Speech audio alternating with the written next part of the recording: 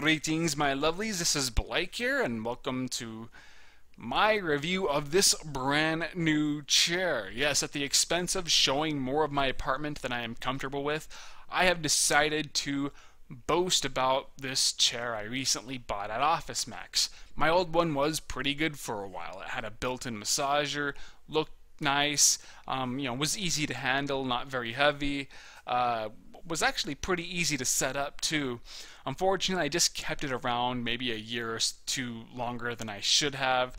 By then, the cord, that leads to the massager had snapped. I had fixed it using tape, but unfortunately, it fell apart again during the move. And in general, the move was just really hard on the chair. It started shedding everywhere afterwards, so I was constantly sweeping and vacuuming around this area, and it was just time for a change. So I went to Office Max, only planned on spending $100 or so, keep things easy on myself since I've been spending so much money lately in order to get this new apartment.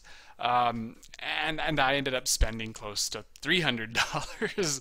I ended up really indulging myself and going for the second most expensive chair at Office Max. The most expensive chair, it was like $350. I didn't like it. I was sitting in it for a while and I was thinking to myself that if I sat an hour in this chair, I'd get really uncomfortable and I just want to get up. Maybe there are long-term benefits to it. I believe, like they said, the recommended use was 8 hours, whereas I think this one was 6 to 8 hours. But this one just looked a lot nicer, feels a lot more comfortable. I love the padding. I could sleep in this if I really wanted to, and I'm so happy about it that I've just been showing it off to all my family, my friends. I've been just taking people off the street in order to talk about this wonderful orgasmic sex chair. Unfortunately, I'm now on a list because it turns out it's kind of inappropriate to bring 10-year-olds into my apartment in order to show off my orgasmic sex chair, especially when I have absolutely no idea who these kids are. But what can you do? It was totally worth it. And before things start getting awkward, let's go ahead and segue into Get Hard, the film that the title references erections a lot. um, Honestly, there isn't a whole lot I could say about this movie. It's okay. I've seen better from both Will Ferrell and Kevin Hart, and I've seen a lot worse from Will Ferrell and Kevin Hart. The only thing I feel like I could really talk about is how this film represents both what I like and dislike about both comedic actors. I think both Will Ferrell and Kevin Hart have a lot of energy, even when they have very little to nothing to work with. I always feel like they're trying to make it work, even though it often backfires and it just doesn't always work out in their favor. I think they both have very sharp minds for comedy. They always have, they can think of good funny situations or good funny lines or good funny reactions to other situations or lines. They can be very hilarious when they have the right director to utilize their talents. Unfortunately, you could tell that they've figured out what is funny about their material, and they will not let that joke go. They will wring it out for all it's worth, and it starts to get a little obnoxious after a while. Right along with Kevin Hart.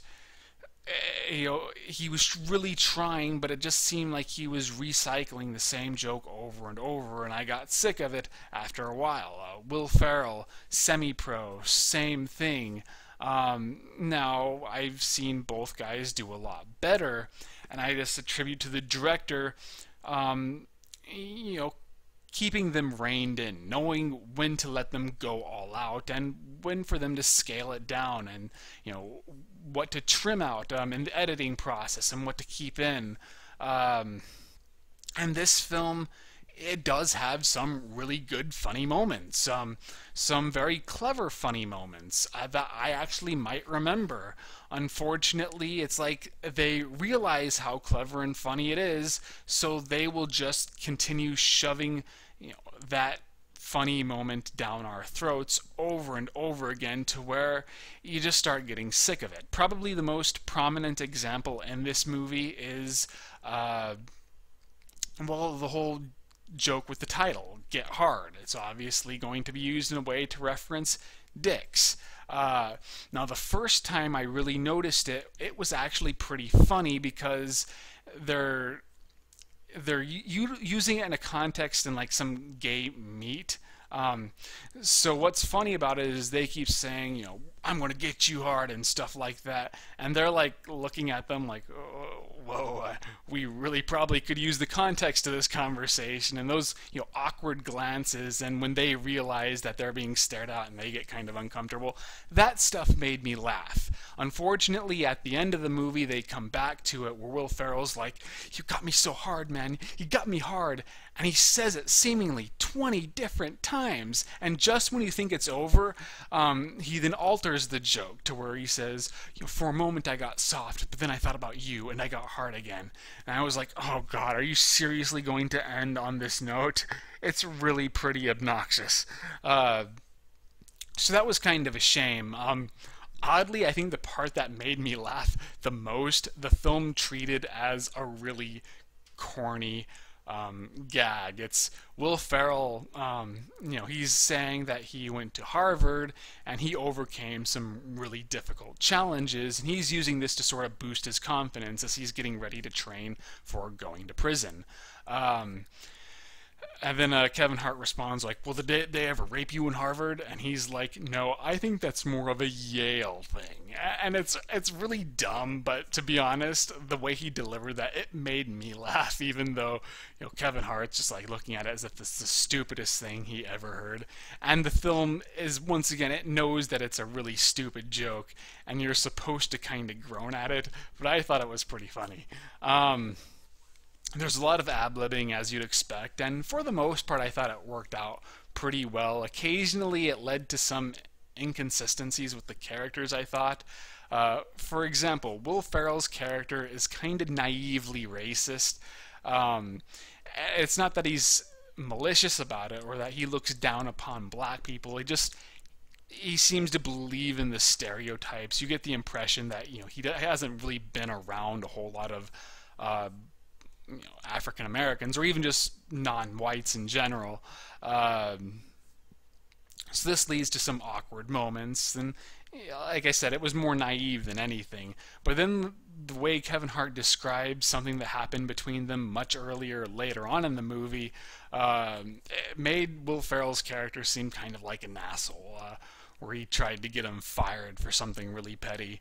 And then, other times they didn't really have a whole lot of room to ad-lib, and the script wasn't providing them with a whole lot, so the film sort of stagnates. The plot is very predictable. There's no good twist. There's really nothing, but it does have a good cast, and I did think that there was some intriguing ideas within the script. I like how they make his house into a prison, and how that, some of the jokes that leads to that. So when the servants are now playing the guards and they're really looking forward to this, they want to torment the hell out of Will Ferrell. I thought that was pretty funny, and I thought that was pretty good. But whether you like this movie or not, I think comes down to what you think about both Will Ferrell and Kevin Hart. To me, this film showcased their strengths and their weaknesses, and there's kind of a battle there between the good and bad of both performers. So if it had a better director, a more experienced director, they may have been able to cover up their weaknesses while expanding upon their strengths, but it also could have been a lot worse, where their weaknesses dominate pretty much everything and you don't really notice any of their finer points. So I think it's not worth more than a rental, but if you're a huge fan of both of these guys, you might as well go see it in theaters. Just try not to spend a lot of money on it. And if you're not a fan of either, I wouldn't bother. Or if you're a fan of one but not the other, then once again, rental, preferably something like Netflix or Hulu or whatever you use for renting movies. Um, that is really all I have to say. I hope you enjoyed this video. I did not do a written review of this, but I have done written reviews of the first 6 Puppet Master movies, and I'm probably going to have the 7th one up tonight, maybe even by the time I get this video released. So keep an eye out for those. I believe the 7th one would be Retro Puppet Master, but if I haven't gotten that one up, then the last one would be Curse of the Puppet Master, which was fucking terrible. That was low for even this franchise's standards, and trust me, the Puppet Master movies were not very good to begin with. So it's been a very interesting month so far. Follow me on Twitter and Facebook. I am going to start production on Critiquing the Critics soon. I'm going to actually try to start filming tomorrow, so wish me luck there. That is all I have to say. I shall see you guys later.